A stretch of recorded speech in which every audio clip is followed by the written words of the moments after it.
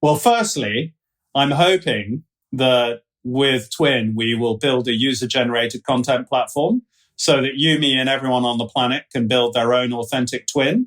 And then when they're in their armchair, age 75, they can talk to the 21-year-old version of themselves.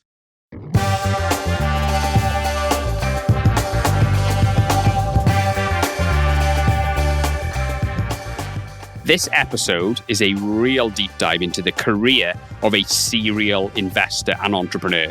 Walking away from a huge salary in the city of London in the late 90s, Tim Levy just knew, he just had that feeling that there was more out there for him. It just did not feel right. He left that job in insurance with nothing to go to and ended up taking a step into the entertainment industry of all places, ultimately growing a very successful business financing film productions, amongst them a couple of Hollywood blockbusters as well.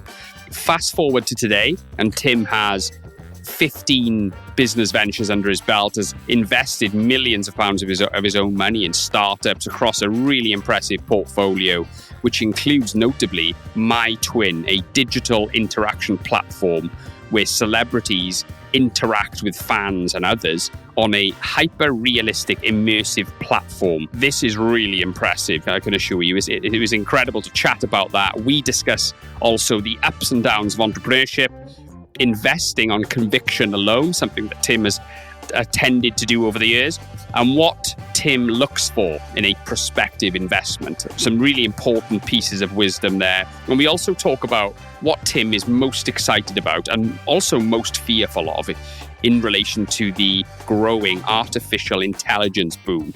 This one is a real treat. Tim is a fountain of knowledge.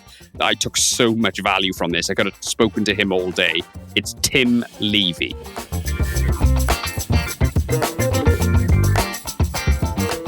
Tim, thank you so much for coming on the Tech Leaders podcast. I've been really excited to talk to you. First of all, we always start with this question. What does good leadership mean to you, Tim? Yeah, great question. I think a good leader is a good listener. I think the first thing about leading is you have to speak widely, choose obviously who you're speaking to carefully. You have to take on board a lot of information, but at the end of the day, you have to be decisive. So you've got to make decisions. You can't beat around the bush for too long. And you've got to be prepared to carry the weight of those decisions and carry through what you've determined is the right path. You've also got to be a good communicator. I've seen an awful lot of people running businesses, super smart people, often struggling to get others to go on the journey with them. So decisiveness, taking people on the journey, communication skills, loyalty, ambition, obviously. I mean, most leaders are naturally ambitious and competitive anyway. Not necessarily visionary. That can help as well. And I think having strength of character. So any leadership role, you're going to be challenged a lot. You're going to make a lot of mistakes. People are going to look to you and be afraid. You've got to be able to show people that you can deal with whatever is thrown at you and lead the organization through that. Can I quickly zoom in on one part of that, Tim? Obviously, you've been in leadership roles for a long time. Taking people on the journey with you, that's a very important point. But it's easier said than done, okay? Obviously, you're ambitious. You're a visionary. You've got goals.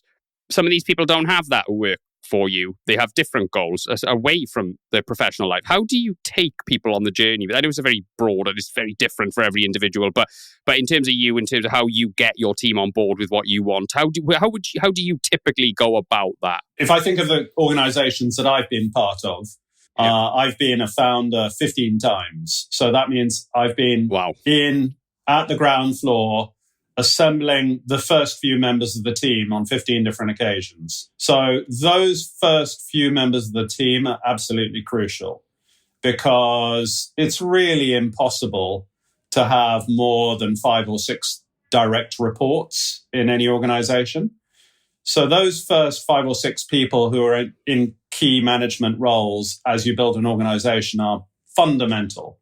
So if I look at Twyn, my number 2, my COO, is amazing. And he's the person who day to day is communicating with all the people in our organization. So you need an incredible people person who's just super good at getting people motivated, excited, passionate. I see my job as trying to be inspirational. Having the vision, setting the strategy, explaining to people what we're doing and why we're doing it, hopefully getting them excited about that. But I think leadership is not an exact science, it's an art, and it's a constant job of working with people to help them to see why there's tremendous value in what they're doing and why what they're doing is really rewarding. But, it's endless. It never stops. Very well said. Oh, okay, Tim, some of the listeners would be unaware of yourself. Please, can you give us a little bit of an introduction and how you pursued the vocational direction that you ended up pursuing? I already mentioned that I've been a founder 15 times. I guess I knew pretty early on in my career. I mean, I was employed at one point in time in the insurance industry, believe it or not, until I was about 26 years old. And I was 26. I joined the company when I was 19. There were 5 of us. By 26, there were 105 of us. And I'd learned a huge amount Holy moly. From my boss. And I went to see my boss one day and I said, I'm quitting. And he said, you're not quitting. I said, I'm quitting and I'm leaving the industry. And he said, I don't believe you. You're just quitting to steal the clients and go to another company.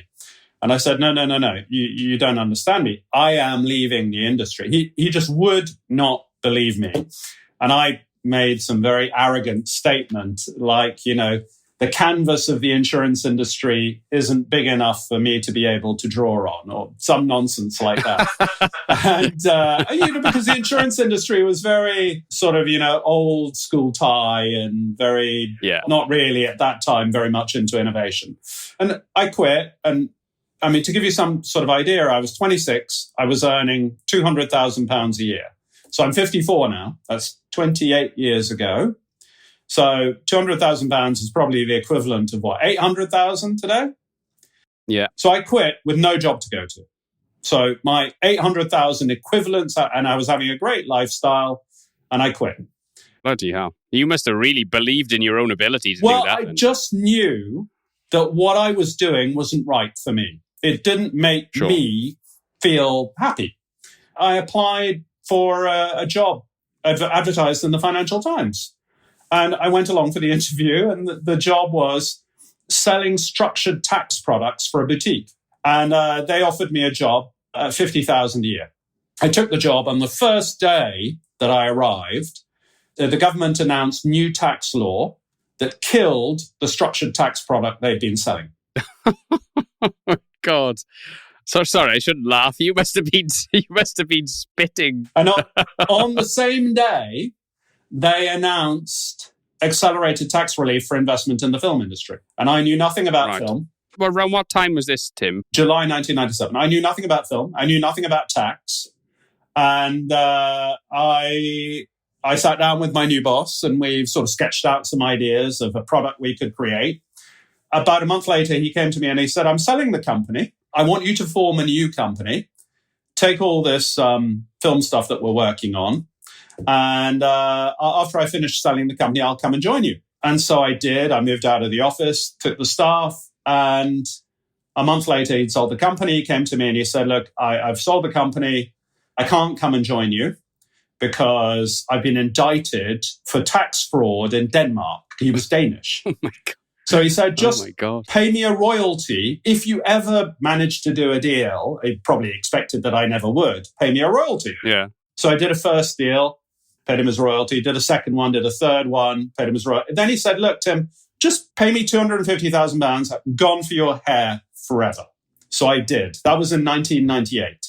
That business ended up raising over $10 billion. Billion? Oh, billion. Goodness. Over the next 17 years, producing, financing, and distributing over 600 films, including Pirates of the Caribbean 2 and 3, The Bourne Ultimatum, Jurassic World. I mean, the big Hollywood blockbusters. Loads of big blockbusters. I mean, I think we did $3 billion worth of films with Walt Disney, probably $2 billion with Universal. That company was my first. It was only around for 2 or 3 years, and then it was succeeded by another company called Future Capital Partners, which was doing substantially the same thing. So we would have called ourselves an arranger of investment. So we sat between film companies like the big Hollywood studios and like independent producers who were looking to raise money for their film projects. And typically they would have most of the money that they needed to make the film, but they needed somewhere between 10 and 20% to finish their financing. And my company would then, without getting into too much detail, structure a way in which the film could be made, which would bring tax benefits to UK investors, the value of which would be shared with the filmmaker, and that would provide them with the rest of the money they needed to make the film. Between Factor 8 and Future Capital Partners, $10 billion worth of films. Obviously, I got to know the film business extremely well. We also did television. I also eventually got involved in the live entertainment business. And when you're in a business and involved at the end of the business, which is the packaging of projects, you get to meet everyone. You get to meet the talent. You get to meet the behind the cameras people. You get to meet the agents, the lawyers, the banks, everyone who's involved in that process. So I got to know the entertainment industry extremely well. It's one of the hardest industries in the world. It's an industry where if you're an outsider, it's extremely difficult to make money or even to understand the way the industry works and what's going on. And in many respects, to be so successful, I mean, to give you some idea, Future Capital Partners probably generated fees of £800 million over a 15-year period. I mean, enormous amounts of money. That didn't all end up in my pocket, sadly.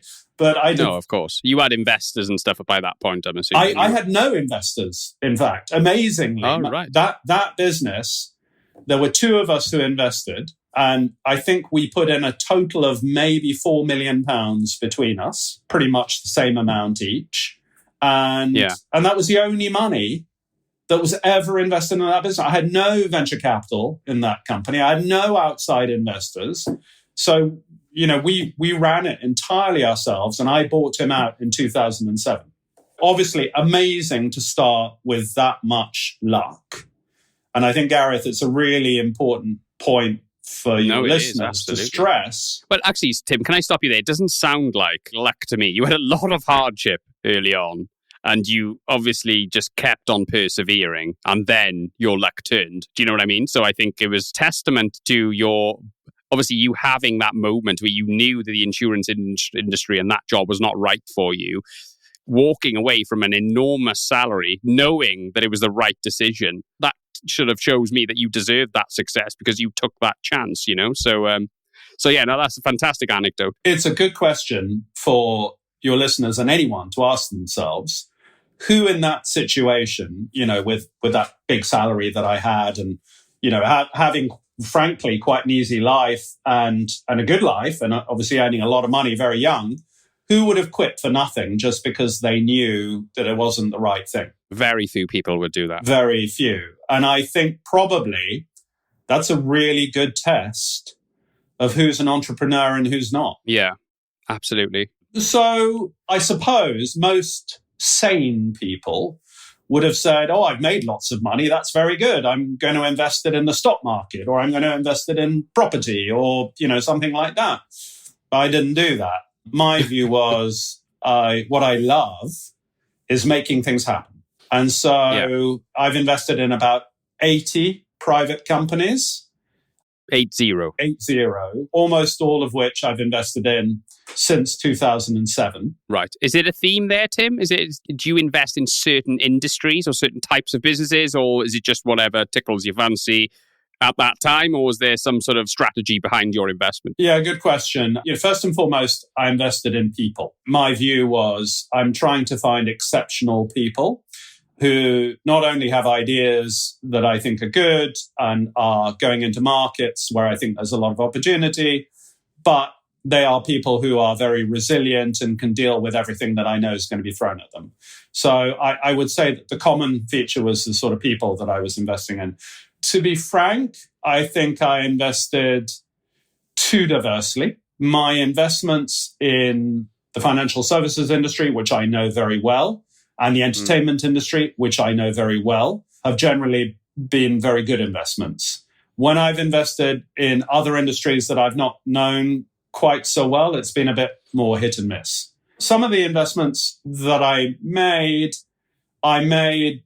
because I felt they were personally important to me. 2009, I bought a piece of land, a big piece of land, right next to the ocean in a town called Budva, which is the sort of number one tourist destination in Montenegro. And we're building a 340-room apart hotel there. So 220 residences, 120 bed hotel room, retail, quite a big project. And I invested in that a lot of money. I mean, I've probably put 10 million euros of my own money into that project. And there have been other investors who invested alongside me in that project. But I invested because when I originally saw the site, I sort of looked at the beach with the palm trees and the mountains behind and the snow on the top of the mountains. And I had a vision of what that location could become. Yeah, sure. I was lucky. I had the wherewithal to make that investment based on that vision. But, the beauty of what I was able to do was I could see something in my mind and I could pursue it and try and make it happen. Now, that is the hallmark of a visionary, Tim, for sure. So, and the added part as well, Montenegro is an up-and-coming resort. The one thing that people have to bear in mind is it took us 14 years to start building in Montenegro. 14 years. Wow. So 14 years from signing the contract to buy the land to actually starting construction. So complicated has it been. And I often use this saying when I talk to people about businesses, and I say, it's not how good your idea is. It's not even how well you can execute on it. It's whether you can stay in the game long enough to actually see it come to fruition. Yeah, that's so important, isn't it? You've got to stay in the game long enough, and I think this is relevant to what you said earlier on. You've got to stay in the game long enough to get that bit of luck, to get you ahead, haven't you? You know what I mean? If you stay in your marketplace for 20 years, at some point you will catch a break. You must catch a break, You hope so. So yeah. I invested a lot of money. I mean, probably 20 or 30 million pounds of my own money in a bioethanol business. The government announced a policy in 2008 that gradually we would start to blend biofuels with our petrol and diesel such that we could reduce our reliance on oil. And there was a pathway green energy then, essentially. Up to 10% by energy. And one of the types of biofuels that people thought would be successful here in the UK was taking poor quality wheat, which we apparently grow a lot of in the UK because it rains a lot. And that wheat is currently used to feed animals, and we're excess wheat, so we export quite a lot of it to Europe. And you could take exactly the same amount of wheat, feed exactly the same amount of animals, but use a part of the wheat that wasn't being used at all and turn it into a form of alcohol called bioethanol.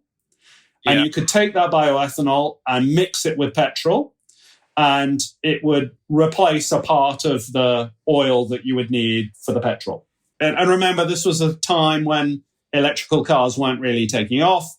And so it was thought to be a policy that would reduce our reliance on oil, increase energy sustainability, create jobs in deprived areas of the country. Our plant was going to be in Grimsby and creating a lot of jobs, manufacturing jobs, which are always very valuable in a country like the UK. Not remove any food from the food chain because you'd produce exactly the same amount of animal feed. And in fact, you'd have a byproduct from your manufacturing process that would be CO2 that you could capture and put in your drinks to add the fizz.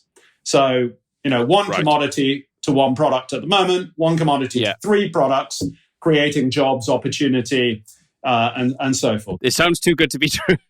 No government tax intervention, no cost to the government of doing that directly. Compared to solar, which was getting billions in government subsidies to make it competitive at about the same point in time. So we thought, no brainer, everyone's running to solar, bioethanol is where it's at. The UK has virtually no production capacity. It's importing everything from Brazil. Let's do this. Long story short, I learned something very important. Biofuels covers a number of different types of bioethanol and biodiesel. And they come from numerous different sources, some of which compete with the food chain and some of which are environmentally damaging. Not all of which, but some of which. And people Friends of the Earth came out and said, we don't like these biofuels. It's food versus fuel. It's food versus the environment. And we talked to the government and we said, well, yes, for some biofuels, but not for ours. Because look, ours is coming from this wheat and it's all good stuff.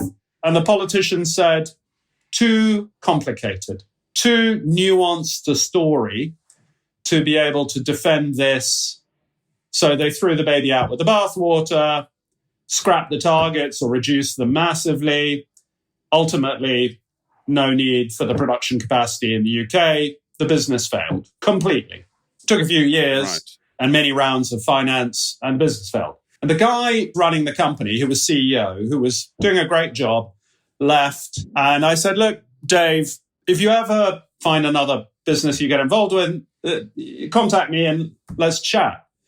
So a few months later, he called me and he said, I'm buying a tofu business, £500,000 sales, run by a hippie guy. He's been doing it for 20 years, produces this really lovely tofu that his customers love, no interest in scaling it, wants to retire.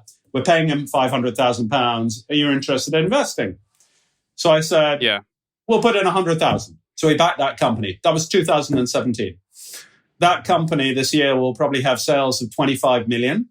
And by the way, I knew zero about tofu, and they're just about to be sold. And I probably can't say the price that they're being sold for because I think it's still subject to final negotiations. Sure. But it's being sold for a multiple of the price that he originally paid, which is, of course, monumental. I can imagine the multiples in that industry are probably enormous. If he's got his product on the shelves of major supermarkets and things, that must be, wow. Every cloud has a silver lining, Tim? The point that I'm making is, again, both of these are arguably more to do with luck than any skill on my part. But what you do learn as an entrepreneur is you're going to have bad things happen and you're going to have good things happen. And the bad things are never quite as bad as you think they are. And the good things are never quite as good as you think they are. And it's a bit like you need a philosophy that's a bit like the Rudyard Kipling poem, If. I used to study that in school when I was a kid, I'm pretty sure. But I haven't read it for a long time, but I know what you're talking about. Yeah. We'll put it in the show notes. And then the other quick story I was going to tell you was I got to know the financial services industry very well. And in about 2007, 2008, I got an approach through a friend of mine. He said, "Oh, come and meet this guy, Bill. He's starting a new company." So I met Bill, and Bill was starting a company that was a technology-driven platform for financial advisors. And the Financial Conduct Authority had basically said, advisors need to be completely transparent about fees and there's going to be a new era in financial services. Clients are going to have access to all their information in real time, and this is going to need these technology-driven platforms. And I knew the industry quite well. He sat down with me, and he talked me through his plan. I said, "How much do you need?" He said, "It's 14 million to get us to cash flow break even." On the basis of that meeting, I invested 7 million. Was that because of his passion or was just the product? Did it look incredible? Or what were you investing in? So I guess you'd call me a conviction investor. I don't think that you find many of them in the UK or Europe. it's just not the way things are done. He understood the industry incredibly well. He was a bit of a nonconformist, quite a tricky individual in many ways, but I knew the industry well as well. And so I was able to quite quickly, validate in my own mind what he was telling me. I could see the direction of travel. I believed in the plan. And so I said, yeah, I'm in. Now, we ended up selling that company for 120 million about 3 years ago. It also made some profits over the years. So it was... Yeah. Did you only invest 7 million or did you have further rounds of investment as well further down the line? Well, that was a good end. Yeah, I think the reason I tell that story is that often people say, well, you've got to be careful and, diversify a lot. And the point often is, if you really passionately believe in something and you have good reason and good expertise to be able to understand something, then it's not necessarily a problem to be a conviction investor. We probably need more of it in the UK and Europe. Absolutely. Well, I think if you're and correct me if I'm wrong, Tim, because I obviously haven't done this, but if you're a conviction investor, then you are far more likely to get your hands involved and to really help that investment work. And whereas if you're not a conviction and you've invested purely on some formula that you learned, you're not going to be bought into helping that entrepreneur, are you? Do you know what I mean? You obviously had an emotional attachment to that, not just that entrepreneur, but that business plan. So you were going to give it more. You would not have allowed that company to have failed, essentially. Do you know what I mean? So, I think that. Yeah, I feel passionately about all the businesses that I'm invested in, because even though I might not be running it day to day, I have invested because I believe deeply in the founder or the founder team and the mission that they're on. And I passionately want them to succeed, and I want to do everything that I can to help them succeed. And so I have a network. If I can use that network to help them, I will do so at a moment's notice. I would never ask for anything. I will do it because I want them to succeed. This episode was brought to you by Be Digital. Be Digital support leadership teams to optimize cost and get more out of technology investments. Be Digital and the team have unrivaled expertise with technology license management and data remediation and are therefore perfectly positioned to help prepare organizations for AI technology capability. And on the last point, Be Digital have just developed a cutting-edge AI readiness assessment, which provides tech leaders with a platform they need to make well-informed decisions about AI adoption strategy in 2024 and beyond. Go to bedigitaluk.com to find out more and get in touch.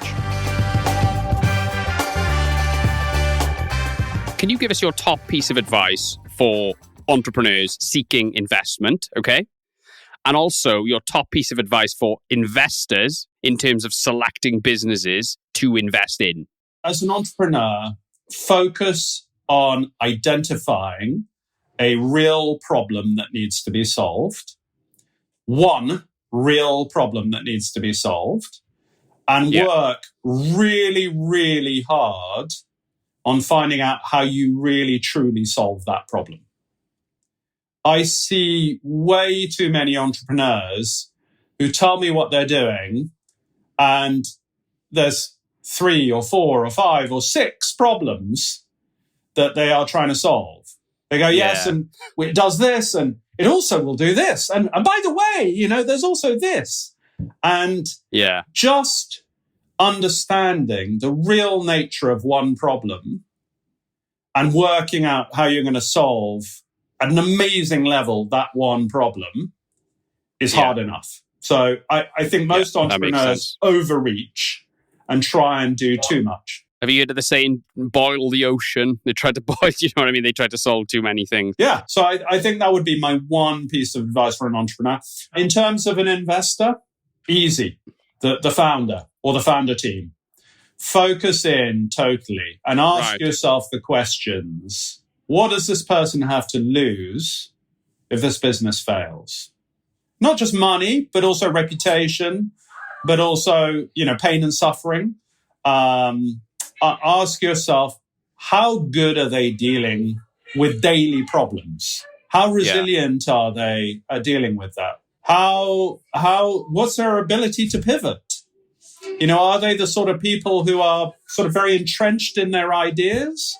Most businesses that I've been involved in have had to pivot several times. Yeah. So I think it's all about the founder and the founder team. I think that's the big area to focus on. If you can put your hand on your heart as an investor and say, this individual or group of individuals, I would trust them with everything to fight their corner, then that's the most important thing.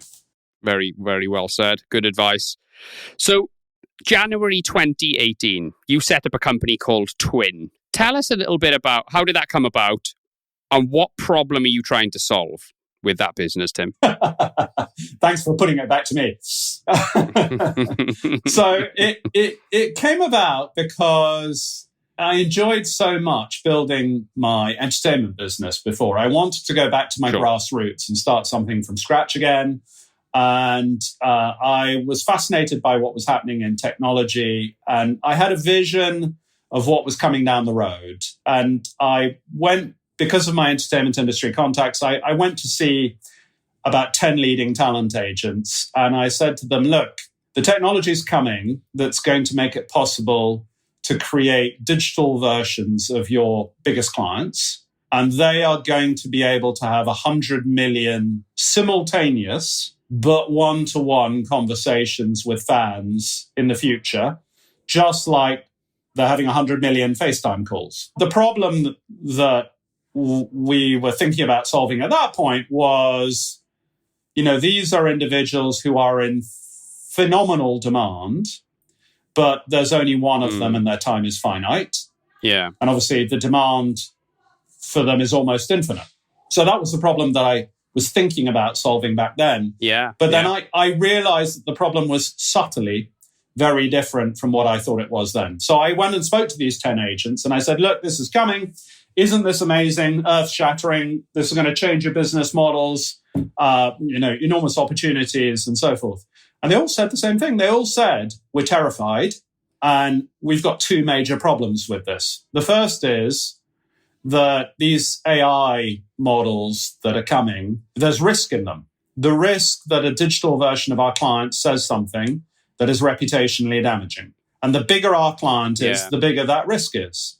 And in today's cancel culture, you only need anyone, whether it's the real client or the digital version of the client, to say something that's reputationally damaging, and you can destroy the brand overnight.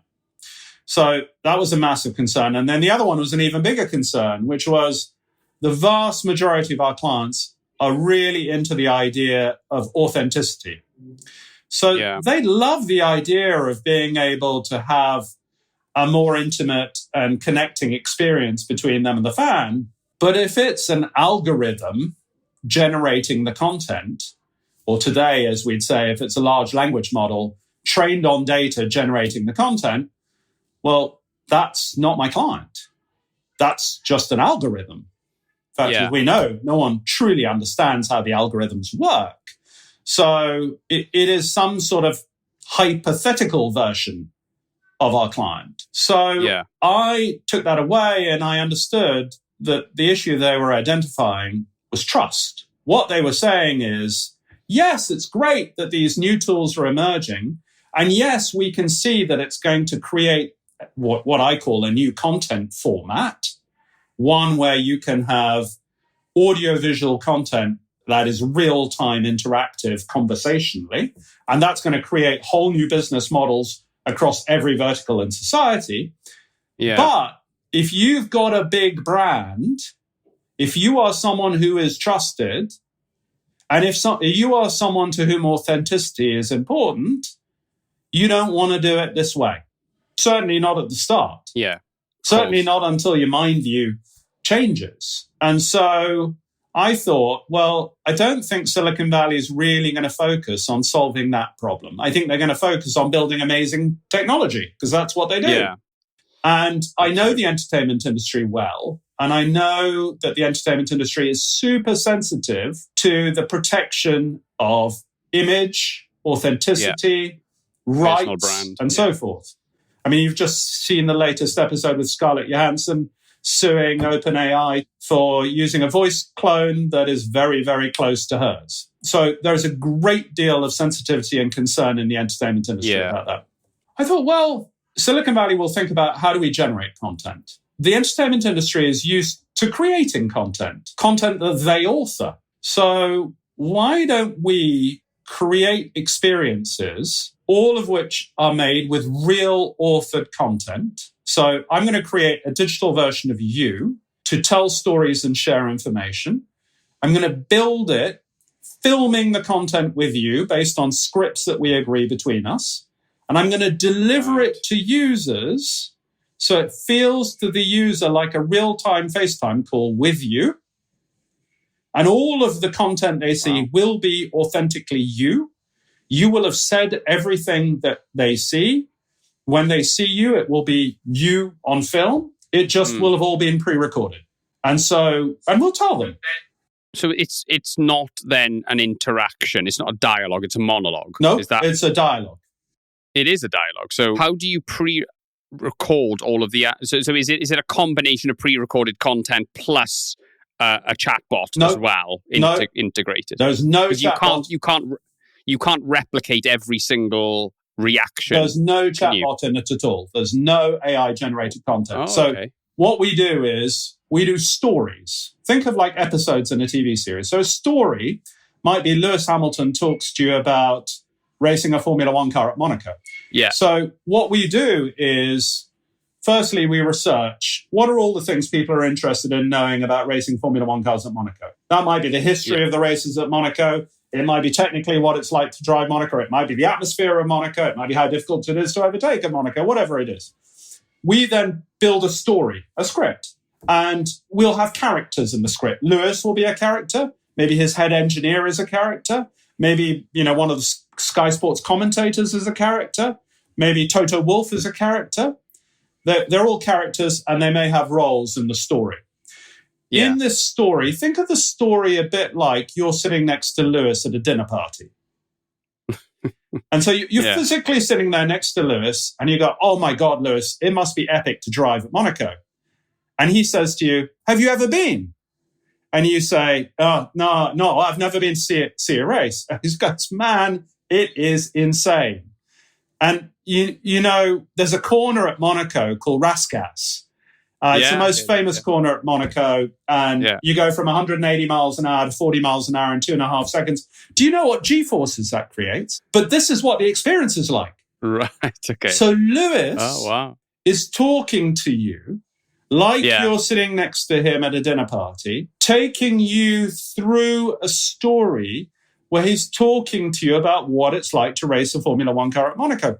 But you have agency in this story. But he's leading it. Yeah. Right? And he might say, one of the most insane crashes that ever happened at Monaco happened at Rascasse in the 1980s. Do you know who was involved? And you might go, yes, no. Who was it? It was Prost and Senna. They were involved in an epic battle. Shall we watch it together? And you probably go, yeah, right? And so of course. We've licensed in the archive footage. And suddenly the archive footage pops up on the screen. There's Lewis, there's you, and there's the archive footage. And he's talking through it as well, giving his perspective on it. You watch the archive footage and he goes, whose fault do you think that was? And you go, well, I think it was Senna's fault. He goes, no, it was Prost's fault. Let me show you why. Archive footage pops back up and he split screen on where the braking started, where the skid marks show. And he shows you. Sure. You see where the skid marks show? Now, all of this involves us pre-recording content from Lewis, maybe from the other characters that I told you about who are part of the story. It involves building it in a way where there's enough content to deal with the sort of questions that you're going to want to ask. Now, let's imagine that you're in the story and you say to him, hey, but Lewis, what I really want to know is, are you still dating the girl from the Pussycat Dolls? Now, we will have captured content from Lewis, which says things like, hey, man, We've just got to know each other. Why don't you get to know me a bit better before you ask me questions like that? Oh, okay. So he's got an answer for anything that's Well, what about if I ask something like, why wasn't Nigel Mansell racing in this race then? Or something like that. Maybe something that's not scripted. Would you just have a standard response? If you ask response? Something completely irrelevant, then it depends on what you ask. But he may well say, I'm sorry, this is new tech and everything's got its limits. But if it's a good question, we capture every single thing that every user says. And so if we see that users are asking a lot of questions for which we don't have content, then we can go back to Lewis and we can say, hey, Lewis, a lot of people are asking questions about this corner at the racetrack. All of our research didn't show that was the sort of thing people would be interested in, but they are. Sure. Could we maybe do a piece with you about that? Yeah. So it's continuous improvement of the product as you go along, then, based on whatever new, questions or whatever new development comes to light. Oh, that's interesting. Yeah. So the Lewis bit might be a segment within a Formula One app. And what we might do with Formula One is every fortnight or week, there's a different racetrack. And we might have a different driver who talks to you about, the history and the experience of driving at every one of those different tracks. And maybe F1 does a special promotion coming up to every race at that track. Sure. Or maybe you do it with Lewis. And, you do it as a thing with Lewis. And maybe with Lewis, you do his childhood and karting, early days, his victory, controversy, fashion, all, personal life, all sorts of things with Lewis. So there are different ways that you can skin this. Yeah, absolutely. No, that's fantastic description. I noticed you got, I don't know if it's a sponsorship deal or something. I heard Lionel Messi and did I see Ronaldo somewhere as well? Have you got some sort of... So we signed a contract with a company, an American company called SenseUp, who are in partnership with Lionel Messi to produce a range of 10 football boots over the next 3 years. All made with recycled plastics from the ocean. And we're a part of that project. So when you buy one of these boots, you get access to the app that we're building that allows you to have ongoing, real conversational interactions with Messi. And we have a contract with them. So it's not directly with Messi, but it's in a Messi-backed project. I suppose if you get one with Ronaldo, you automatically get a conversation with Ronaldo's with Messi's, because they don't want to miss out. They've probably invested in the same things. They get all the same opportunities, don't they? But I think that they probably keep quite close tabs on what each other is doing. Yeah, absolutely. Well, it's not just their personal brand is like a Fortune 500 company. It's like a conglomerate, isn't it? Their personal brand is enormous. They must have hundreds of employees, especially Ronaldo. It's probably Messi as well, actually, but it's crazy. Yeah, I mean, if you think Leo has over 500 million followers on Instagram, and Cristiano has over 600 million followers on Instagram. And astonishing, isn't it? I mean, the scale of their influence is just massive. Absolutely. Are you watching this takeover with interest of obviously the Saudi involvement in certain sports? I mean, I'm a big boxing fan. What do you think? You obviously know the sporting world that quite, you obviously are involved in it. What are you looking at this, thinking they're going to change the game? Because they've already changed golf, haven't they?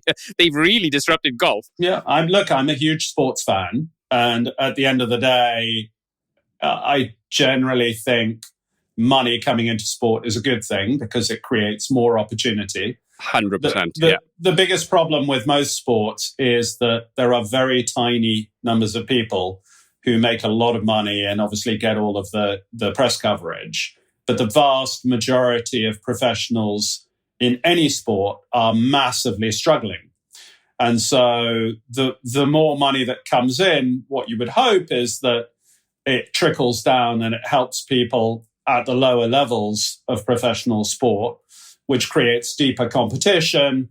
And that's what we want as sports fans, right? We want to see golf tournaments where there are 20 people competing to win, not just 2. We want to see The same in rugby and boxing and all the sports we love.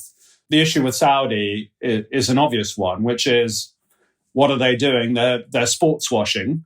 Yeah. Would you do the same if you were in MBS's shoes? I would. Yeah. I've got an economy that at the moment relies almost entirely on oil, and the oil's going to run out at some point in time. And you've got to create both the economy of the future and the culture of the future in that country. You might not agree with the way that he's doing it, but probably we'd be doing the same thing. I don't blame Saudi. I'm just purely from a fan's perspective. I tell you something, boxing, the best fights weren't happening because of the egos of the promoters and the industry. And all of a sudden, we've got the main guy of the Saudis, the one who's managing the investments of the Saudi royal family in the sporting world, especially in boxing. He's getting all the top promoters into a room. They're talking to each other, and the final product is the best fighters fighting in a ring. Us as fans, we're salivating. They've done what nobody has been able to do for 50 years. It's unbelievable. I mean, that's only so from a fan's perspective, I agree, it is sports washing. But from a fan's perspective, the outcome of the Saudi input is absolutely brilliant for fans. So they keep doing that. Not many people are going to be complaining. Look, let's be honest. There are moral questions. Should we be showing our condemnation of a barbaric dictatorial regime? I'm a big believer that you focus on the things that you can directly impact and change. What I do is not going to change what MBS does in Saudi. Therefore, at the end of the day, I think it's a good thing. I think it's probably a good thing for Saudi, and it's a good thing for the evolution of their culture. And I think it's a good thing for most professional sport. I mean, golf's a bit of a problem because obviously we've got a breakaway league, and therefore week in, week out, we don't have all the best players in the world playing together against each other. And that's what I'd like to see. Sure. I hope they find a solution to come together in golf. I know we haven't got too much time left, Tim, so I just want to wrap up with a couple of questions about AI specifically, okay?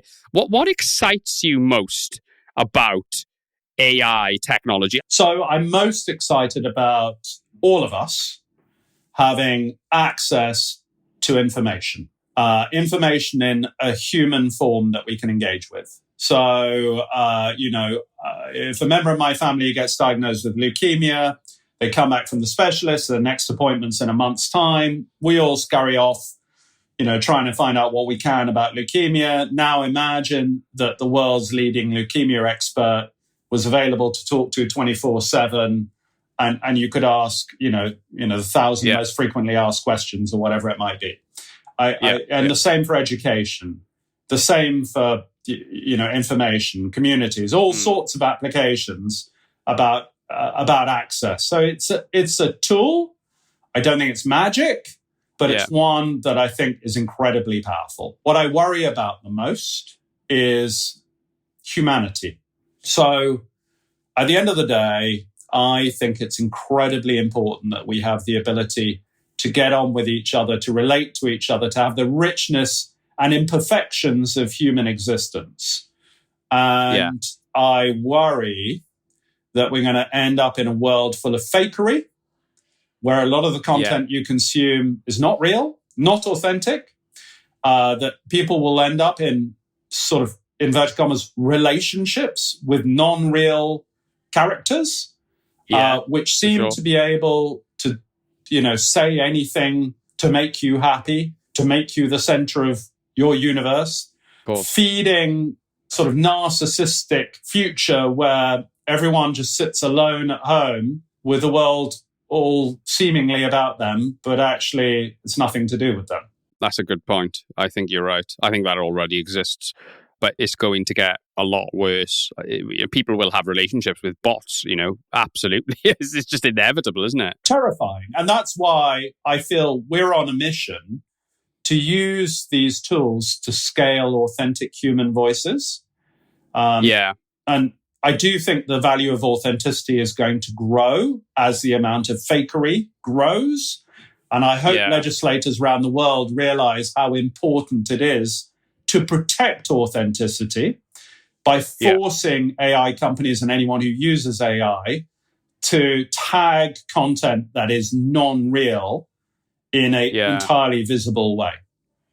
Yeah, I think authenticity and verification is just such a big problem and is going to be. But I do think, things like NFT, there are solutions out there. NFTs, blockchain technology it's these immutable databases which can verify things. I think there are solutions out there, but nobody's really putting this together. Maybe this is something you can have a think about, Tim. But maybe we can solve it with a good old entrepreneurial venture, eh? But yeah, it is. I think that's a really, really good point, and something that I've not heard that concern come up too many times, and I think that's a really big one. Yeah. So look, you've had 15 startups, you've raised billions of pounds worth of capital, you've delivered billions of pounds worth of product to consumers and businesses. I know you've probably got quite a bit of time left in your career. You're not done yet, but knowing what you know now, okay, in your armchair with your cigar, looking back on your career, to let's say your 21-year-old self, what advice would you give to that guy who was working in insurance all them years ago? What would you say to that person? Well, firstly, I'm hoping that with Twyn, we will build a user-generated content platform so that you, me, and everyone on the planet can build their own authentic twin. And then when they're in their armchair, age 75, they can talk to the 21-year-old version of themselves. Oh, wow, that would be incredible. I think I think we'd all learn a lot from doing that. Yeah. I think that I would probably say to that 21-year-old version, leave your job in the insurance industry sooner. Yeah, I mean, I'm not sure. No regrets then, Tim? No, definitely no regrets. No, for sure. Yeah, for sure. I'm not a believer in regrets. I mean, look, I've made mistakes. I've made a lot of mistakes. When I invested in the bioethanol industry, I could have invested in solar. That was a mistake, but one that I'm entirely comfortable with. Fantastic. So just to finish then, you've got a very, very healthy looking bookshelf behind you, okay? We always ask guests to recommend a book, but some people are not readers. So any piece of content that you've been inspired by recently, what have you got for us, Tim? Oh, gosh. You caught me unawares there. Fiction, I love the book called The Prophet, which is amazing. Oh, okay. Which, if you've never tried that, worth it.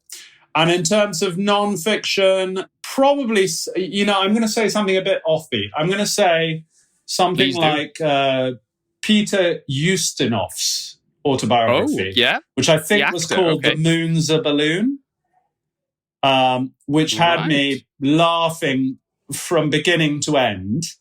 And, much of it was the relatively, well, not the early, but, for us, the early days of Hollywood, which was in many respects completely hysterical.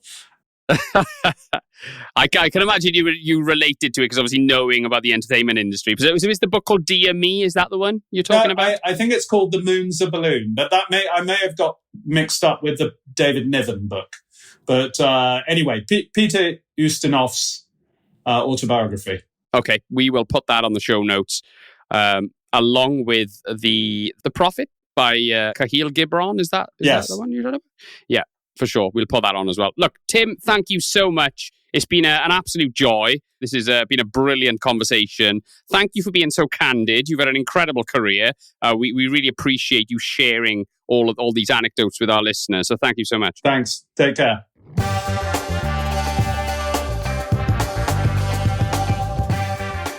I think more experienced listeners will know that I always say this, but Tim and I could have spoken for a very, very long time.